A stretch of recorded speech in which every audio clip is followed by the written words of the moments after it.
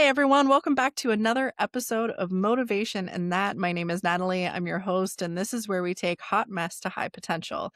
And today I am welcoming one of my mentors onto the episode and the pod to have a really interesting conversation that is timely. It is right in the heart of what we are all kind of dealing with, whether it be professionally or personally, with how technology and AI and all those crazy things are moving forward at a warp speed.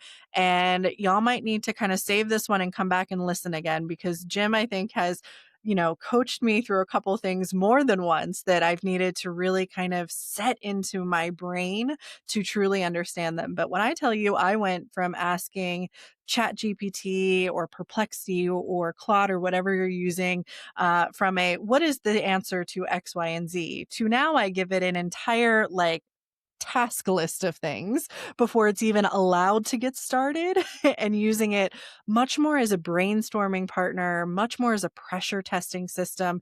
And there is so much more that can be done. And I think it's going to be a great conversation today. So, Jim, thank you so much for joining.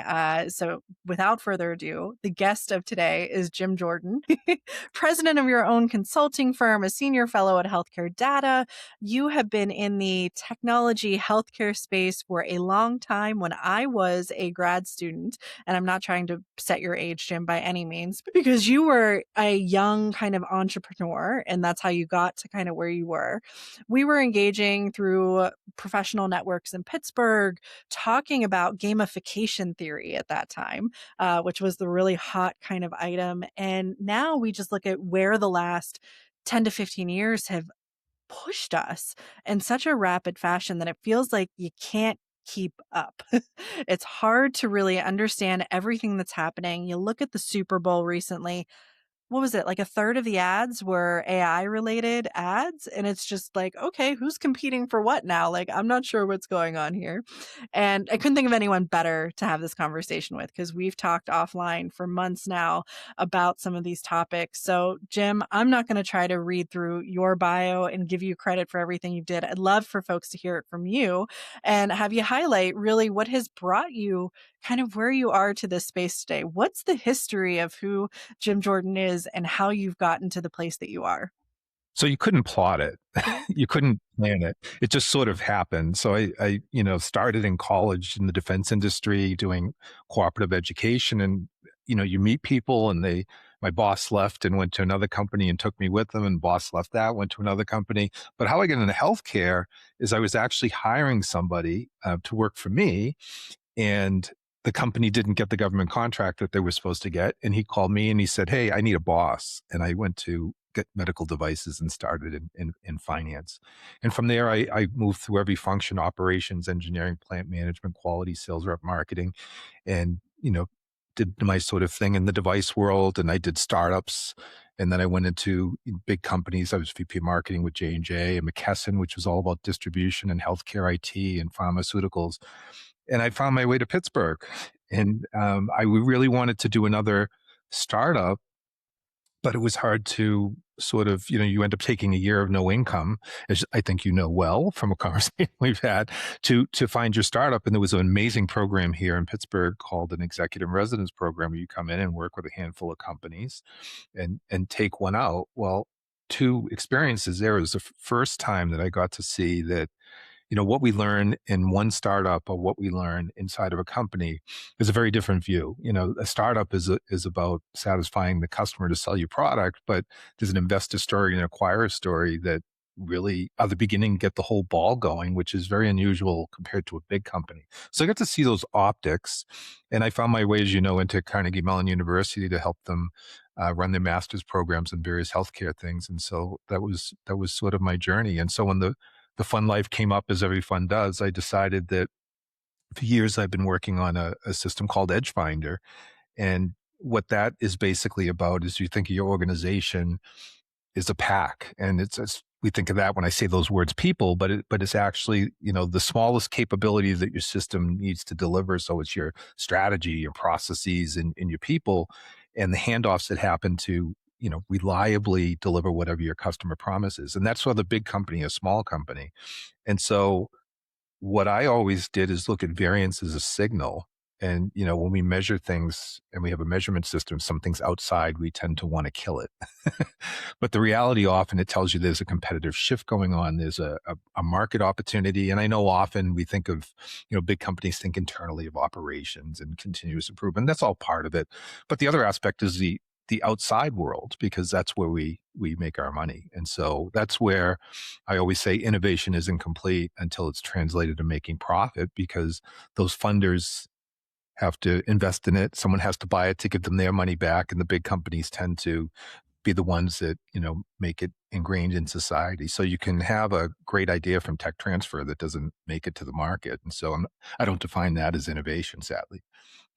Well, and innovation being, I hate to say it, it's been such a buzzword the last probably 5 years. It's this thing of, well, what does it mean to truly innovate? Does innovation have to be something tangible, like a thing, a device, a system, or are we innovating culturally in some way too? And so there's, I think, new definition and new exploration. And what does it truly mean to be a part of the innovation process? And I think it's a great kind of lead in because we'll get into it more of the technical side, but everyone has probably, if you're in a world where there's an organization, a corporate structure, someone has talked about continuous improvement. And the idea is that it's this constant state of innovation, that we are always seeking to get better, to get closer to the null or the zero harm if you're in healthcare, closer to the mean if we're in Lean Six Sigma discussions. But the reality is that continuous loop can really almost become harmful in some ways because, to your point of those external notes that are pushing in, they may be telling us our loop is the issue itself. The idea of we're continuing to try to improve on something that may now need to be retired and fully replaced. And you can't get to the replacement unless we shelve that thing that no longer serves us. So, have you seen some of this where there are people really struggling to retire things in order to make that leap into the ability to actually think in terms of true improvement and true innovation as they look towards the future? So when I look at the C-suite, I see that. And when I look on the internal functions, I see people getting beaten on and have an inability to defend themselves. And so I have a system called Competitive Advantage where it's a tag sale book from the 1950s that I found. And it basically said all information systems have deviation planning, flow, and natural variability issues. And so internally, what we're trying to do is decide when we've kind of taken care of the main three, deviation planning and flow, when we're down to natural variability, we can't improve anymore unless we change the system. So that's an internal danger of Kaizen. The external danger of Kaizen is may sound a little MBA-ish, but it's a product life cycle, right? We introduce something and then it matures and it dies out. And if we're smart in our portfolio manager, we're always keep moving up to the right. And so there is a moment. So we talked about the plan flow deviation. Hey, we can't do any more with this. But then you can be at a maturing market cycle on one of your products, and there's still, you know, improvement to be eked out of it. And the reality, you're better off coming back and looking at whatever's coming next and making sure that you've got the infrastructure for it. And so that's the interesting thing. So in the startup world, we find our opportunity often due to the big company, the gray spaces between the big companies, right? Or their inability to change because they're so big. But once we find that idea to scale and have an exit, we actually have to do the thing the big company does, is we have to make it standardized. And so the question is, how do we create a system where we can look internally and say, enough, we need to re-engineer and move on, but complement it with the external that says, this is not worth continuously improving. Let's go back and do the next thing. So I always say a perfect executive team innovation and this is a bigger company in this story, is like a grocery aisle. Every vice president has their grocery aisle. In the most perfect world, new innovation teams would walk around with their cart and take what they need off the aisles and only introduce something new to the organization that delivers what that innovation is. Sadly, often the aisles are empty, and so the teams get delayed. And so that dichotomy that we just talked about of the inside re-engineering with the outside, we shouldn't do anything, come back and retool, is sort of that grocery aisle tension between the new teams and the responsibilities of the existing teams. And sadly, very often they're disconnected. And as you were talking, it was funny because, like, in the back of my mind was this idea of the world of nostalgia that we're in right now, right? And someone you and I both know very well, Carmelo, who was on the pod, had said, we are going to find our true innovation when we undo many of the things that we've done to ourselves. So we've created our own barriers, we've created these own strict things that are keeping us in boxes. And when we undo those, we may find ourselves revisiting things Yes. that previously maybe we're there, but we didn't see them the same way? And that's where you and I were talking AI. That's where I think for me, I have some models that come back and challenge my thought. And I think I've told you, I mean, without getting into all the prompts I have, I think I shared with you this kind of three that I use. So the first one at the end of everything is, um, let me know if you have enough information so you're 95% certain you can execute this task. And every time you get questions back, and I say to myself, I must have been the worst delegator in the world. And then the second one there is, once you've sort of gone through that, I always ask, what's the 0.1% person in this field think of this? And so then I sometimes get another view. And after that, I always say, what is the 180 view of how I'm looking at this problem and what am I not considering? And that's really interesting because that's when you start saying you're framing a problem, and often we're tactical, right? Like, I'm trying to get the hammer to hit the nail. It's like, yeah, but are you building a house? Are you building, what do you, what is it that you're doing? And so I find that to be helpful. And then you can build panels and have loops on them, which is way more complex than we need to get here. But today for startups, in fact, this afternoon, I'm working with a young startup company, and she gave me the names of what her perfect board of advisors would be. And I went out, and I haven't told her yet, but I built the prompts for her so she can actually have a virtual meeting and get those perspectives. And so I think AI might, for those who want to, get a little harshness, you'll give them a different perspective in their life, which is what really, what organizations were the first AI? Think about it, right? 1 and 1 equals 3. That was the intention of coming together as a team to do something. So this aids us in doing that, I think. Well, and I think that and this has been the argument since it started taking off, when ChatGPT really opened, and it was like, trust but validate, because there are ways that we can walk ourselves into coaching AI to actually create a false answer. And, you can put your own bias into it in some ways. So leveraging it to really push you to think differently or to challenge you, or to make you uncomfortable is sometimes better than saying, and I'll use the one we all know, provide me with the case law, the da da da da da. And then it creates a case law that supports your argument. And you're like, great. And you run with it. And it turns out that case never existed. There is no such thing out there. You're going to get laughed out of the courtroom if you use it. But it's happening more and more. So some of the ways that, like, this comes up, and I'm thinking, wow, my brain space is going to be fully released, because now I don't have to think about what are the 10 elements of a policy when I write it. I go, write me a policy with the 10 primary elements that are involved, da da da da da, and at least it starts it. But you If you didn't give it the 10, you wouldn't have had structure, right? Right. And you're not going to have consistency, or you said, oh, well, give me, an opportunity for reporting. I'm in compliance world, reporting of alleged wrongdoing.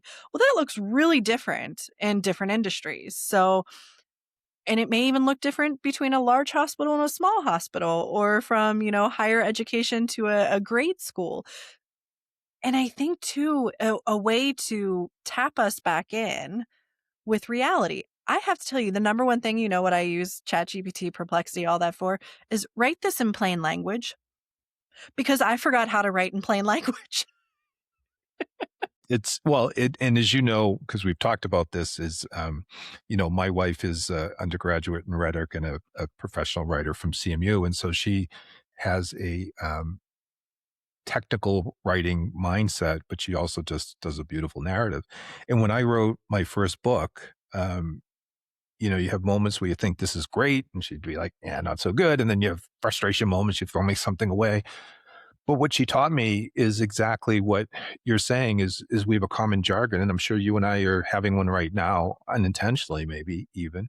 We don't define things. And then I remember the first 6 months we were dating, she says, "What do you mean by that word?" And I thought I knew what I meant, and it was a calibration. So even if my word is slightly off from the Webster dictionary, it's a word that she and I calibrate on, right? So I think there's so much of that in life, and so you have intentional flybys. So when I'm doing cultural stuff where people are angry, I generally, try to determine if the flyby was, an intent versus impact. So if someone intended to be mean and they were mean, received well. If someone didn't, um, it's a flyby. And there was a diversity person at Carnegie Mellon University who I just loved as she was working with the older, whiter professors. Occasionally people would say, that's not the word. And she would say, well, is it their intention or is it of their generation? And if it's of their generation, give them some grace. And even today for me, like my kids are constantly changing my definitions of things from the way social media is going, or don't send you a red heart anymore. That's gross. Send you a pink one. Well, what's the difference? It's always moving. And so if you're not in tune and looking to bring variance to you, you're going to miss it because the world's going to pass by. And I think the other challenge is that almost all the algorithms that we do, whether it's the news or anything, if we like something, it says give you more of that. And so the challenge with AI is making sure you create some prompts that break those patterns, so that you can get some critical stuff. I had an experience on one of the projects I was launching a few weeks ago of creating a really harsh AI, and I was fighting with it for about 4 hours. And, I remember going downstairs and I said to my wife, I said, "Oh, I'm just so pissed off at," she calls it my girlfriend. Um, and, and, uh, and she said, "Well, then just drop it because it's wrong." I said, "I know I set up the prompts right. So there's something in there that I don't understand." And so I like to take, checkpoints where you ask it to tell me what's in your cache, tell me what's an open loop, and tell me something that you're struggling with. And often when you do that, and you have to read it because it'll end up being pretty long, there'll be something in there that it was stuck on, or something in there. In this case, it was saying I was contradicting two philosophies I was trying to point as one. So you know how sometimes you can say something and like my wife would say, "What do you mean by that?" And then you start digging in, you realize it's an empty suit. And so it was worth the fight. And it's funny as we learn about AI and it's learning about us in the process, right? So, it's stuck on that disconnect that and you've finally been able to dig it out. I have found often that it has not yet realized that when I'm telling it to add something, that I mean, don't change anything that you've already created. Simply add, like bolt on, Yes. because it'll redo the whole thing while adding this in because it makes sense to it to have this new flow and this new process. And I'm like, no, I loved everything I use it for road trip itineraries a lot. And I'll Yes. be like, okay, add in a coffee shop at every stop. And then it erases half the stuff and puts a coffee. And I'm like, no, what are you doing? So there is this piece of it has a little bit of a mind of its own. And to really use it in the way that we're intending to use it, we have to be intentional with that. Well, and we go off on tangents in our conversations all the time and explore something and come back. And so when you say coffee shop, it's now saying Natalie wants coffee. And so it's now changed the task that it thinks it has. So I mean, I've had moments where I'm just like, "What are you doing?" And I'll stop and ask it, like, "What is our task? What are your constraints?" And I'll find out that I did something to tangentize it, if that's a word. So I actually keep a second screen open with either Gemini or Claude or Perplexity. And if I know I'm going to kind of explore a bunch of facts I want to put in, I'll sort them out through Perplexity and then bring them in organized, because otherwise I'm breaking the pattern that this thing thinks it's trying to solve as I'm ideating. Yeah. Yeah. So I know you and I, or at least I've started the conversation on AI talking about these platforms, these systems where you put a prompt in and then it starts thinking and it may create a document or an image. But AI is so much larger than that and being used to do analysis and other things. And I'll hit on one of the hot topics that I know has been really out there. I've probably been a part of it, but the idea of the job market right now and AI being used in HR systems. So not only being used to help people work on their resumes or write cover letters, which is the big thing, right? You just put in, here's the job I'm applying to, here's my resume, write me a cover letter. And it pumps this cover letter out. And I'm like, great, I'm not going to spend a lot of time on this. No one's going to read it anyway. And you stick it on and you send it in. And then you see recruiters going, stop using AI to write your cover letters. And I'm like, great, stop using AI to screen my resume. Amen. So we're in this phase of it making life easier or more affordable for different companies, groups, things like that. But is it really making it better? If, to your point, we're still figuring out the nuances of some of this. So if we're using AI to screen resumes, have we even figured out what the prompts are that we should be putting in there to make sure the resumes are being flagged for the right thing? Uh, Who's Boy, a part of those conversations? What does it so look like? I think the entire recruitment world is materially broken. I think that that the value of good recruiters in the past would not only be about finding the people who have the qualifications, but actually finding the people that fit, having conversations, and you know, and I'm older than you. My I would work with the same 5 recruiters for like 20 years, right? They knew me, and sometimes it'd be something on paper that looked great, you know, senior vice president of this or president of that, and they're like, "Yeah, I don't think that culture will work for you, or that will be a miss." And so, you know, it started with LinkedIn aggregating people, right? So and we volunteered to be part of it because we connected, and that certainly is a value proposition in of itself. But there's this layer underneath now of these aggregators, and it's sort of like, you know, you used to be able to call your local plumber, and now you do something on the internet and some organization deploys your plumber. So we've created this layer of people that are just chasing people for volume, and they're using AI. And I don't think employers are getting the quality that they used to get. Now there's another conundrum on their end. People aren't staying long. I mean, my daughter literally just got a job offer an hour ago. And she said, "Dad, why are they wanting to like talk to me on in Zoom?" And I said, "Because they want to see your face and make sure you show up. Because a lot of these offers, people are accepting them, and then they just go off and take another job, don't even communicate. So this is loyalty disconnect thing, and I think it's materially broken. And the problem is, I mean, you've done a job search in the past year. If I have to take my resume, and first of all, whenever you're putting your resume into anything, there's less than a 3% or 1% chance it's even going to be read. Now I have to customize to hit, you know, 80 or 90 or percent score on their AI model to even get through. And then they want me to take a test.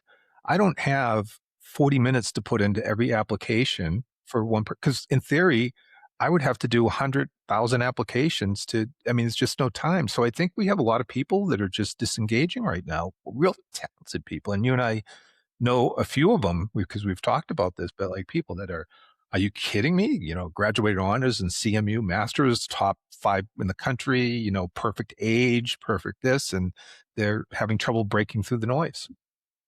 And I have to wonder, as you mentioned, kind of having to take this resume we've all crafted. It's a love of ours, right? We've worked really hard. It's 2, 3 pages. It's beautiful, try to capture all your career in there. And then you log in and you're pushed to a system and I'll name Workday, Yeah, Greenhouse, any of Upwork. these Yeah, groups. And they're like, okay, pop it in. And now the formatting doesn't move. So now I have to delete everything and repost. And I don't know if I've set it in the right order or not. And so I do wonder if even talking about warp speed at which things move, how well did we pressure test the platforms and technology in general that we built that now are being connected to these AI analyses? because I would say a lot of those platforms weren't made to work with the people element of how a resume should make you feel when you read it. And anyone who's ever hired someone, I have to say I've never at a face glance just taken that top 3 people and not read their resumes through and jumped right into an interview. I read a resume, 2 or 3 things jump out that I wanna talk about more with them, or I go, "Wow, that I wa man, that I can really get a feel for who they are from this." And we're losing that. But did we lose it even before we added this extra layer in because we wanted to create systems that would, still calculate stuff for us or make things look more uniform when we're anything but? Well, I do think that there's always been a system of screening. The question is now that we are making it so specific and highly efficient in theory, are we getting better outcomes? I don't know if we are because in the old days, you might not put something on your resume that you think is important, but your recruiter knows your background because you've had a relationship, or the recruiter will come back and say, "Hey, Natalie, can you use this software or do this thing?" And you're like, "Oh yeah, it's a no brainer to me," but it never got through. So right now we're making all of our decisions digitally, and you cannot summarize a human being and their capability or their motivation and their attitude. I mean, I remember early early on. In my career, I was a controller, and someone that worked for me came in and showed me the best letter. We didn't even have a job at the time, but the best letter he ever saw for someone coming out of college. And the kid said, "Listen, I'm not going to try to make my experience at McDonald's look like I'm a leadership, whatever." He said, "I work hard. I do these things. I paid for my own school, and it was just a real letter about his character." So it brought him in. So I have to say, and this probably is not popular to say in a podcast, I've probably fired more Harvard MBAs than any other classification of groups that I've worked with because they have certain views and opinions and they're going to do certain amounts of work and they're not going to do other certain amounts of work. It's just, the way they were trained. Well, and to that point, we're talking about getting into a job, but there's getting into colleges now. And, you used to have to write a very thought out essay, and every one of those essays got read and then screened. And then that determined were you in a honors program or not. And, so there's definitely a different way that decisions are being made. And when it comes to did we get the right person? That is really hard to measure, right? Because it's not like you can go rewind the tape, stick someone else in there, and see what the outcome would have been. You almost, you're stuck with, well, will we have had this turnover anyway, or will we have had this level of performance no matter what? There's a lot of unknowns that then prevent you from being able to make those calculated Well, it assessments. makes when you think about, and I've installed a lot of HR systems over the years. So one of the programs they have is a critical skills inventory, and so you would have human skills, technical skills, right, and conceptual skills. And you would go from whatever the job description is, not needing to know that particular skill, right, to knowledgeable, being able with supervision, I can do it, proficient, I can get the 80-20 rule, and highly proficient, I can teach it. And you would move people up the ladders on those depending upon that. And so when you look at that alone, you realize that human skills and conceptual skills are not on your resume. And that is, I can generally, as an HR person, train people to improve their technical skills. It's the other two skills that I struggle with, and that's where my leaders come from. So, yeah, I think if we want to, take technical skills and look at entry level positions and stuff, potentially that's okay, but it's missing 2/3, in my opinion, of what needs to get done. And Yeah. then I think on top of that, once you really what makes you a C-suite or a director is I call them strategic meta skills. Do you know how to play the instrument, right? So I can be a guitar player or an instrument player and play my song individually, but can I play it in a jazz band and react? And those are some adaptability skills and understanding how the system works and understanding the culture. Those subtle skills are beyond even those technical human conceptual skills. That's a different skill. We're not getting any of that out of the way we're processing our resumes these days. Yeah. Well, and I had to take this back a little bit to the delegation piece, right? Because now we're kind of leaning on There are people that could make these determinations and say, nope, we're going to pay the extra bit for XYZ number of HR people to double check and review and tap into that human piece of looking at these things. They're the same individuals that are making strategic directions for organizations and those C suites. And I have found they're the same people who come up with an idea, stick it into Chat GPT, pop out a document, and then send it and say, can you look at this and dive further in? And meanwhile, going back to what you talked about, what was the original ask? Which is Right. always like, right? I get this thing and it's 10 pages long, and I'm like, what are we pressure testing here? Like, what are we trying to figure out? Are we looking at a regulation? Are we looking at just creating a policy? Like, what are the pieces? Because how you crafted your prompt in your question is probably not how I would have done it.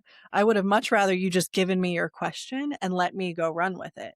But everyone, this is one of the things that empowers us to be able to take those first steps when our brain gears start going. So, how do we elevate this level of knowledge of how to really use these systems to the people that have the power to strategically emphasize it or put it into place or not create this weird snowball effect of starting this, brainchild up here, and by the time it gets 3 levels to the executor, we've got a game of telephone that's gone horribly wrong. Oh, so spot on. And, I think today we can do it better than we used to be able to. So I used to have a form. So I was a plant manager. I had, 1,200 people in my factories, and I had, 8 or 9 people that reported to me that had some serious responsibilities. And so because it was complex, I had a memo format, and I have it around here somewhere. But if I was delegating something, I had a form that made me write out exactly the directions I was given before I had a meeting with them on what to do. And the reason I did that is I made assumptions, or I thought something was true, or I didn't test my thing. So today with AI, you can put that in there. But to your point, I had a real life experience of this 2 nights ago. So there's someone putting in a grant. They asked me if I would help them, and I said sure. They sent me 25 documents, and I created a panel, and the panel included the FDA and compliance, and just a much broader group. And so I sent her the information, and she said, "Oh, this isn't right at all." And so I said, "Well, what's wrong with it?" She said, "Well, the perspectives are all off." And so she said, "This panel has 2 medical device people and a regulatory person." So literally 5 people that I made on the panel were irrelevant to it. So she's like, "I can't believe you did all this work. I feel so bad. I just changed the panel and I fixed it in 5 minutes." But, I was a little frustrated. I didn't know I could fix it in 5 minutes, but I'm like, "Damn it, I just spent, made this prompt, made this discussion document, pull all this stuff together, and it's because I made the wrong assumptions." And so I think the plus is I could receive the wrong instructions, and I was able to recover because I just built it out and I paid the panel. But the reality is she just sent me 25 documents. She should have sat down and at least been really clear, like what the constraints are, who the panel is. And Right. So we still need the people that help flush out the problem statement, help flush out the desired end state that we're trying to get to. Because I think a lot of what I envision, and I think you agree with, of what AI is doing is filling in that middle piece, right? It's helping us move more expeditiously through the check marks of what might need to be done or find the right place to take something to versus, creating that end state for us because we know where we want to get to. We know that thing we're trying to execute. It's all of the in between that used to take a lot of research, time, effort, failure, and redo, all these things that maybe this is helping us lean a little bit, but it's not the magic sauce, well, right? so all the things we're talking about is how do you do things that we do today better or more efficiently or gain more perspectives. And I think that's sort of phase one of all this. Mhm.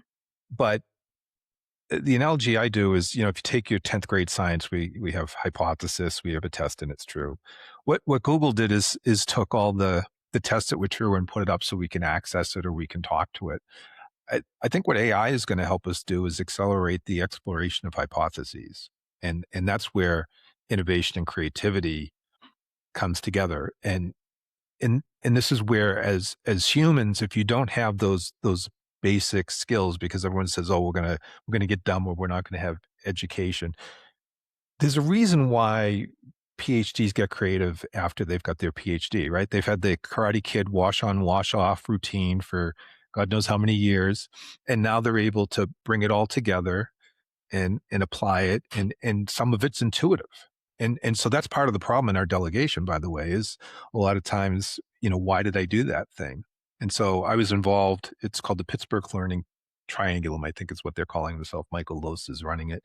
And it's Pitt and CMU and a little bit of Penn. And they've taken the neuroscience model, and they're taking the immune system, and they're trying to model it with AI.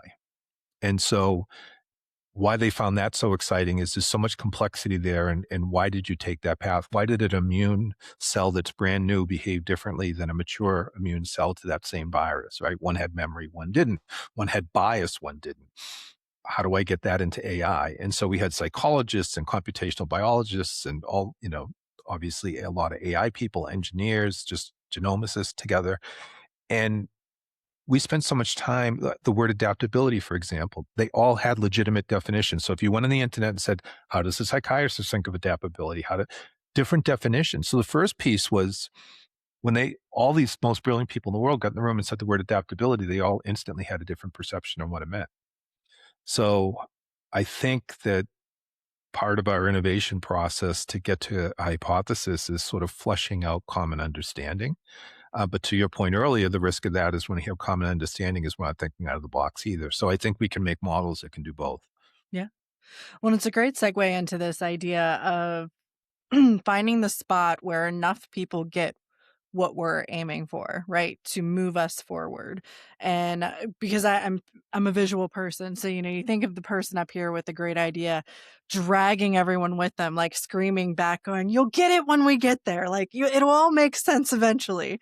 And you got people in the back that are like, "No, I'm not. I'm until you make me understand. I'm not going to take one step further." And then the folks in the middle going, "I don't know. Maybe we'll figure this out." But you have to have some people bought in to make it make sense. So a standpoint of thinking of all those people with different definitions of adaptability, we had that with risk too. You say risk and it means 10 different things. I just needed 3 or 4 of them to get with it enough to be like, Mhm. I'm not trying to take your definition, but I need you to at least translate into mine occasionally. What is when we look at that and we are like, okay, who around us are we willing to make uncomfortable right now in order to have this change? Like, when do I just say, I'm leaving you behind in the dust? you know, you don't want to figure it out. You know what? One day you'll get it. And when you do, I'll be over here. Come on and visit. Uh, you know, and you and I have talked about this too from our own like kind of speed of thinking process of how much do we slow ourselves down or take on that responsibility to educate and I hate to say handhold a little bit in order to make sure we can keep moving because at some point we may stall ourselves out, but we're also going to get really tired if we don't slow down and we keep dragging people with us, hoping eventually it'll click for them. Like we still do have to help make it click a little bit, right? Well, yeah. And I think, you consult, I consult. So that's different, right? We have to be cutting edge. We always have to be moving forward and testing our new theories and making sure we're keeping up. But in business, I talked earlier, this concept of the pack, which is, strategy, processes, and people have to move together to do these things. And so I think for leaders, young and old, the biggest learning for me is if the hourly employees in my factory floor could take me out in 5 minutes. There's 1,200 of them. There's things they could do if they wanted to do, right? So I needed systems in place to bring variance to me, but I also needed them to know why we're doing what we're doing and feel value and feel part of the team. And so your obligation is you're only as good as your pack.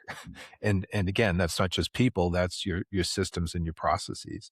So it strikes me, I'll give a perfect example. I love, or historically have loved Smartsheet. It's sort of a project management system.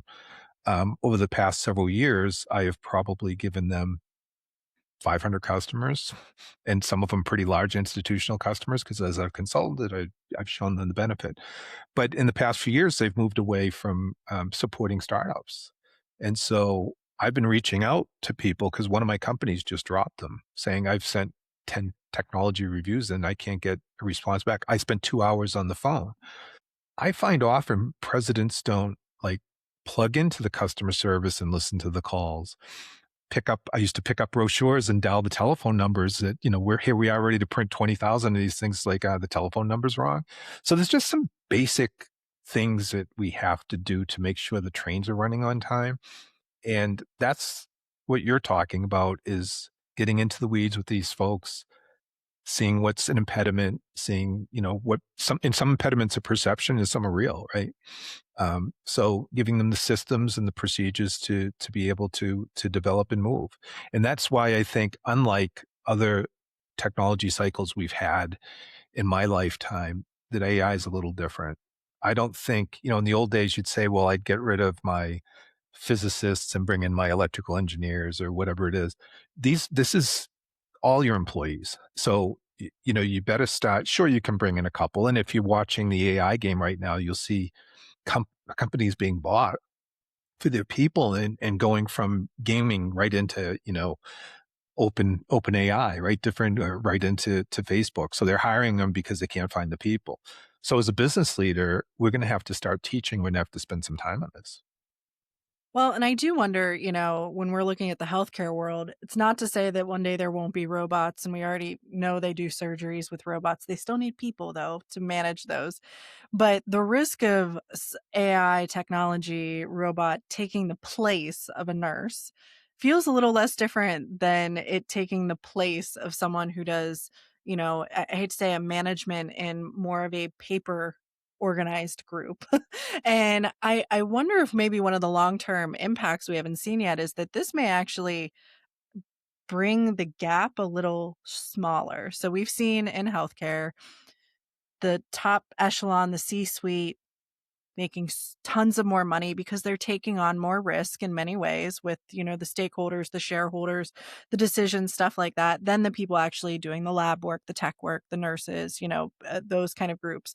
And as we get to a point where the risk may actually be being held by the systems that we're pushing and using and less by the person, because the person's just the implementer, they're just the person typing the stuff in to make the decisions. Like, do we get to a world where it's actually the skilled individuals who can't be as easily mined for their brain So I start think, to get more power? yeah. So I think what's going to happen, and we talked about the technical human conceptual skills.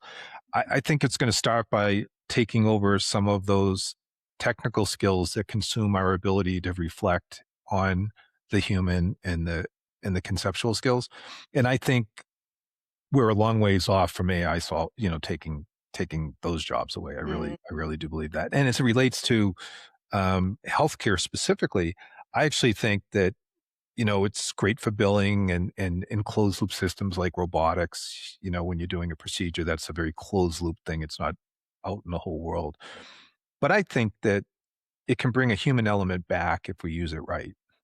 So I remember growing up with a family doctor who knew my whole family history and all that. And he wasn't just interviewing me at my physical, he was putting the context of my life together. And I know a few of my doctor friends keep copious notes, and now they're excited that they can keep track of, hey, this person got divorced, this person broke their leg, this person's in a stressful living situation. It's hard when you're running through the day to be able to have that context. And so I think it could bring that human element back to healthcare if we let it. Yeah, I was just, the faster that you can have the scientific results at your fingertips with other components that tell the story, the quicker that you can engage with that person. So it's not just, oh, I can turn a cancer diagnosis tomorrow. It's, I can not only get the cancer diagnosis, but now work with a social worker because I also know that person has had 3 different addresses in the last year. And, they're currently unemployed and on a spouse's insurance or something along those lines. So being able to see more of that socioeconomic whole health component Again, if we tap into it the right way and don't just see it for the segment that it's in, like, oh, Yes. it's intended for this. But if we interweave it with more, Well, and how I much think more powerful can it be? we haven't progressed past where we did with COVID, but if you look at where the public health system was on its information systems and where it is today, just go to the government website and you'll see actually what's going on at every major hospital in terms of people walking in with certain disease categories, almost real time, hour by hour. Um, you know, public health in theory is the public defense of our nation, and then it links into the individual, which is our health system, right? And so, wouldn't it be great to see some trends and some early warning signs and some integration? And so you can see that, and you can, after you've done that, you can look at, I just got an Aura ring, and it tells me you slept well last night, you didn't sleep well, your heart rate's up or down. It's amazing, and I can get cause and effect in my life. That stuff has to be connected, and that's still another journey that we have to get on to get personalized. Because I think that I remember being in a nephrology center years ago on the first startup that I did, and a doctor is talking to this man about, "Hey, you're eating, too many tomatoes, and this is showing up in your blood, and you're not supposed to do it." And the man said, "Listen, my wife and I have been married for 50 years. She makes this tomato stew every year. It's a family tradition. To eat it would be rude." So, does he know it was hurting him? Yes. Did he know it wasn't probably good for him? Yes. But there was a bigger calling there, right? It was respect for his wife. Well, if you sat his wife down, would she have served him something that knowingly she would hurt him? No. So these are just little examples of all the unspoken things that have health impact. Yeah. So we've been talking a lot about the kind of tangible pieces or the stuff we can lay our fingers on, but you introduced me to a really incredible idea. And I think in a world where saturation is happening a lot faster now, there's I don't want to say hesitation, but there's been this weird perspective on this idea of infopreneurship. So from Matt Church, Thought Leaders Program, and we also can be experts in ideologies and frameworks and stuff that translates. So it's not like, oh, I make widgets this way, but the thought process that got us to how we make those widgets actually can be expanded upon and should be expanded into different areas. And I think that it's this fuzzy place right now where people are like, if you can't physically give me something, what are you selling? And there's so much out there that, as I had, disclosed to you once, I said, I'm afraid I'm going to copy someone and not know I copied them. But there is a practice in this that helps to lead to the idea of innovation. I'd love you to touch on a little bit through acknowledgement, through reference, through the ability to say, I know I'm not the first. But when you bring my uniqueness to the conversation, it's different. And here's why. So what has that been like? You've been on the kind of journey with this, practice longer than I have, but I think it opens doors for people who aren't good at actual physical creation, creating the painting, creating the invention, but we're really good at leading people through the thought process. There's a place for us, right? Absolutely, absolutely. Well, I think that the reality is everybody's thought build upon each other, and if you even look at the history of discovery, it's like even before we had communications, this thing happened in France while this thing happened in the US in the 1700s, and they never even knew about each other, right? So there's there's some moments where the world is just continuously improving, or it's learning, or it's creating, or it's ideating, and there's enough energy around a topic that it tends to come together. But I think the practical world explanation for it is when I work with startups, no one does this. I always want them to put together a technology profile, as some people call it, a technology explainer. It's not selling, it's not pushing anything. It's just basically giving the evolution of an industry and why now. So, for example, I'm working with a radiopharmaceutical company. And so the story said, hey, external beam radiation therapy, great idea. Right? Then can we take it to the body? Here's the benefits of that. And here's the risk of that. Some people have done it with these particles and have had success, but they're not the perfect particle because they're outside of the cell. Um, the FDA has approved this technology. The payers are paying it now, but this particular institution that's, I'll call it Penn, has discovered a way to get the particle inside the membrane of the cell to get the DNA. That's a great way of explaining an evolution of a technology to say this feels safe. And it's the same thing with business systems or any of the things that you and I have talked about. So it's definitely innovation and it's a breakthrough, but it's explaining why the it's natural that you do that. It's explaining that certain risks you may perceive of something new has been taken off the table or solved already, and that the real risk is sort of isolated. And sometimes people need a story. It was a group of people in Johnstown, Pennsylvania, that had come up in early 2000s with a new way of doing Monte Carlo analysis for radiation treatment planning, which takes a while, and they couldn't get invested in. And they had some breakthrough stuff, and part of it was the world saying, "Why is MIT and Stanford not doing this?" And these two guys in Johnstown, Pennsylvania figured it out. Well, when you told the story that they were the first ones to see that when over 30 gigabytes of commercially available RAM was available, that they could do that whole matrix thing that we did in math to speed up the process. And they could explain it, and now it was a natural evolution, and all of a sudden they got some funding because it made sense. So I think part of what we do is building on things and using other people. Part of the value of telling that story is you're actually giving them a reason to understand why you're at where you're at. So that takes me into kind of the last main thing I wanted to touch on. We've had this whole idea, right, of all of these things that can get us thinking, that can challenge us to take the next step into what our brain could unlock for us, not losing sight of what is already available, of what we should already, integrate with or connect to.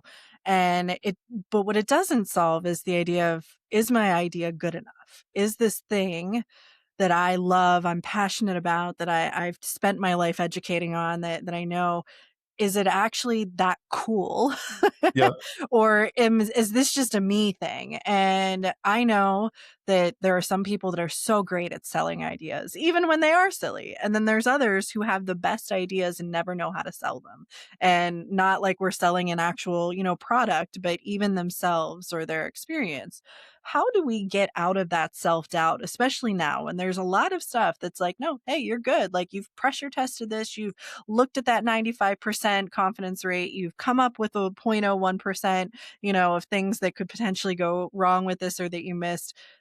What's the last push to really get people to say, go out there and start giving it a try? Like start engaging, because maybe you're the face of tomorrow in your industry and you just don't even know it yet. Boy. So I would answer it two ways. The first way I'd answer it is if I'm launching a product or a service, um, if I'm if I'm not scaled already, so I could be buying a big business and scaled, or I could be part of a big business, and so that scale can play a certain game of continuous improvement and new improved product and all that. But if you're in the startup world, you're really only doing three things. You're creating new categories, doing something that's never been done before. You're splitting a category. So you have a stent and now you make a drug eluting stent, right? Something where you're splitting it and making a major innovation and a major improvement in outcomes. And I'm collapsing the value chain. So if you're not doing one of those three, don't even bother doing a startup. So it's just that simple. If your idea is great, and there's been many, one example I think of is there was someone in Pittsburgh who recognized that on an ablation catheter that the tip does not necessarily produce the heat temperature that it thinks on the outside. Major issue, right? And every doctor would say major issue. But the person never wanted to make the catheter. He just wanted to sell it to the three companies that, were doing it. And so in that case, it wasn't going to go anywhere, and it never went anywhere because first of all, do those three companies want to admit publicly that they had a problem? And then secondly, even if they did recognize it as a problem in their list of 100 things they want to do this year, this always fell down at the 98 or 99 number. And so that's why I pass on those things if you're not going to do something. Now for consultants, My learning has been, and I've shared this with you privately in long conversations that we can have here, is that I had the tools, but not the mission, and not my philosophy of how I saw things separately. Now, if you talk to 10 people who had worked for me over the years, or hundreds of people who worked for me over the years, they would say, yeah, that's been his philosophy. But I was focused on the hows and the tools.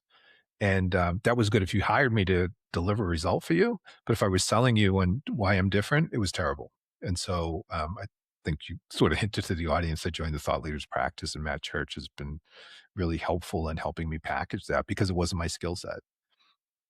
Yeah, and that it's a beautiful kind of end note because I feel in the when things start moving really fast and we're inundated with so much stuff, the first thing that we might unconsciously lose sight of is the true mission. It stays there. It's a tagline, it's a line item. You know what it is for your organization, but are you practicing it every day? Are you ensuring that everything that's coming at you at this like fast pace is coming back to that mission? And if it's not, is the mission outdated or is all of this noise in the Yeah. sake of what we're actually trying to do?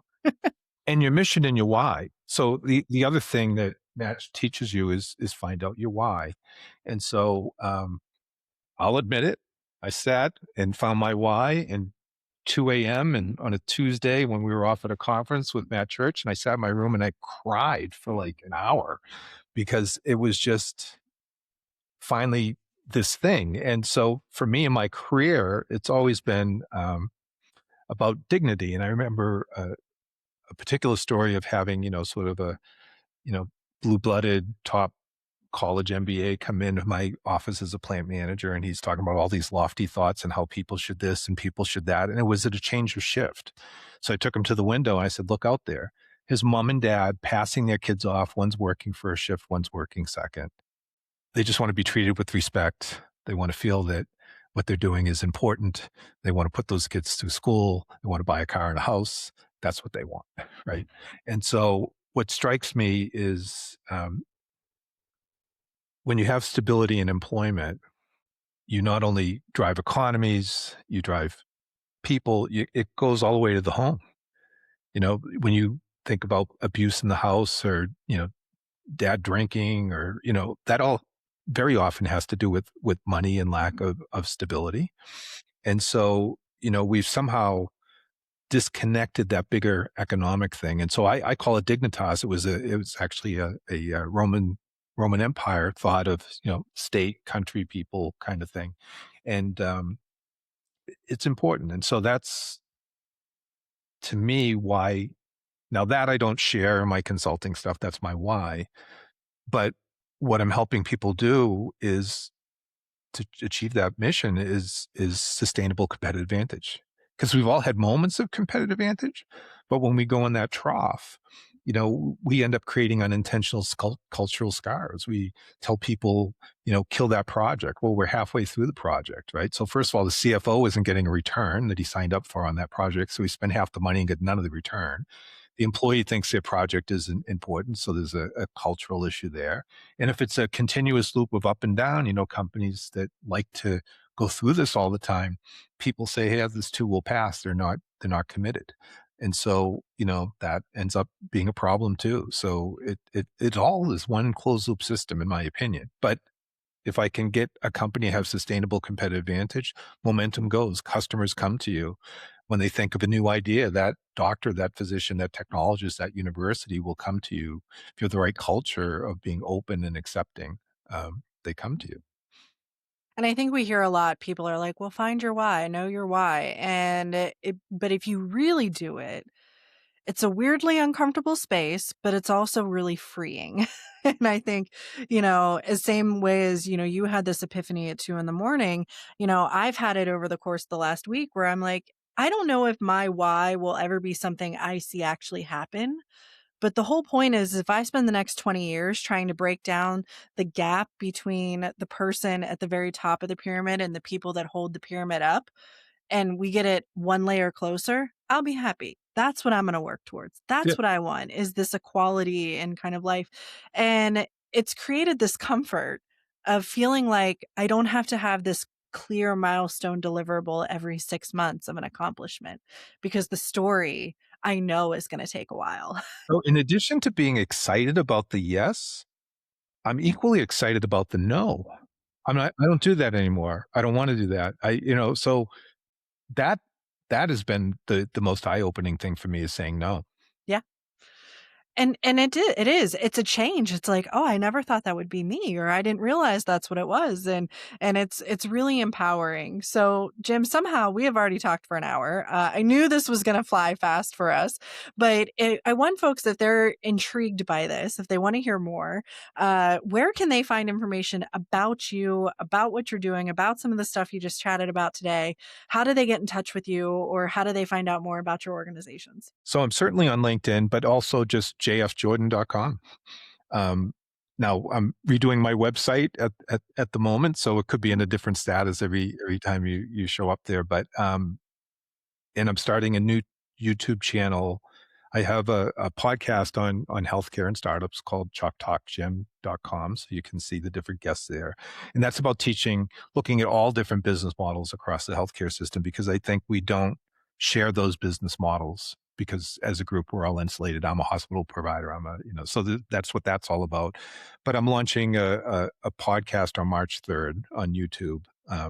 That will, or series anyways, that will be oriented towards these business processes. And so you'll be able to find me there too. So look out for that. Check the show notes. We will make sure to get all those links in there for you. Lots of ways to continue this conversation and to tune in with what those advancements look like and how to empower and embrace them. So, Jim, thanks for coming on here and announcing some of that stuff. It's great. Hopefully, you'll have some folks transition over to be loyal listeners to that new pod and to check out the new website and everything that it's going to have. But any final thoughts for listeners today on this whole idea of kind of, yeah, life moves fast, but there is a way to keep up pace and not feel like you're getting left behind. Well, I think that people need to find some space in their life that's theirs to learn about these tools, to reflect on them and think. And, when you're raising a family and stuff, it's just hard to do that. But I think you need to make yourself a priority. And I so often reflect back of how I didn't, you don't work out, you don't, take some time to read or things like that. I think people are going to unlock a lot of answers to their lives by having a little time to themselves and a little reflection time. Yeah. Gotta know who you are in order to be the best you can be in all Yeah. ways. Now, I avoided it for 50 years, but Hey, better late than never, for sure. exactly. Thank Well, you. Jim, thanks so much for being on. Thanks everyone for listening in, and we hope you will join again soon for another conversation where we take hot mess to high potential. And Jim, thanks again.